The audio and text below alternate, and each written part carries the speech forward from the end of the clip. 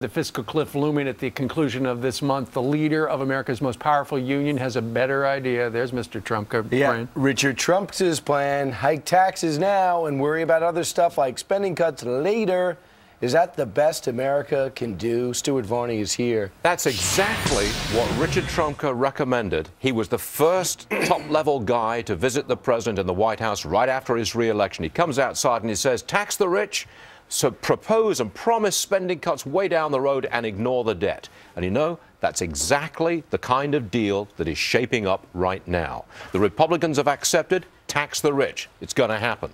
The president is not proposing any spending cuts of any significance at all, and he wants a blank check to run up the debt as much as he likes for the next 2 years. That is, tax the rich, suggest spending cuts way down the road, and ignore the debt. Trumka's idea, maybe it's going to happen right now. Well, you know what? Ronald Reagan and the Republicans learned the hard way back in the 1980s. They essentially fell for the same deal. The Democrats said, look, we'll cut spending down the road. Yep. We're still down that road, and that spending cut never came. That's exactly what happened to Ronald Reagan. He did actually raise taxes in the late 1980s on a promise from Congress, yet we will cut spending eventually. They never cut spending. Taxes were raised. See, Stuart, I think there's got to be another phase to this because there's no way the Republicans in the House will ever pass something. I don't care if the Speaker Boehner has all the leverage he wants. He's not going to pass it.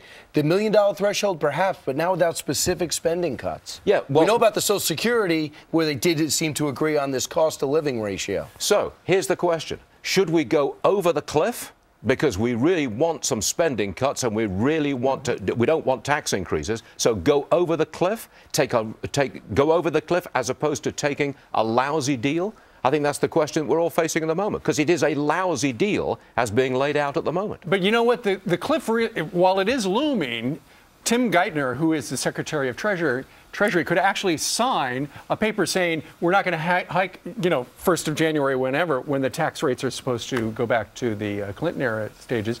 We're not going to raise them until they work out a deal. I mean, there is a little bonus time there. Yeah, there's some leeway. There's some stretch time after January the 1st. You could manipulate around it. Yes, you could. But the fact is, the way things are shaping up, this is what you're going to get. You are going to tax the rich. We are going to delay serious spending cuts. We're certainly delaying entitlement reform, and we don't care about the debt. Up it goes. Yeah, and the thing is, when people say, oh, finally we're going to tax the rich, because when you look at the polls, like 60% of the country think that that's a good idea.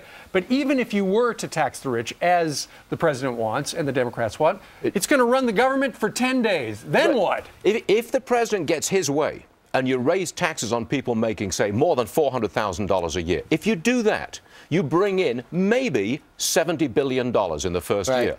We've just agreed, or we're trying to get agreement, on spending $60 billion to get over Storm Sandy. So all of the gain from the tax increase is basically wiped out with storm damage relief. Right, Stuart. It's going to be interesting because every family, every person, since President Obama took office, has now personally more responsible for $18,000 more in debt. Because of our spending. 16.4 trillion total, going to 20 trillion guaranteed. Stuart Varney, thanks so much. Thank you.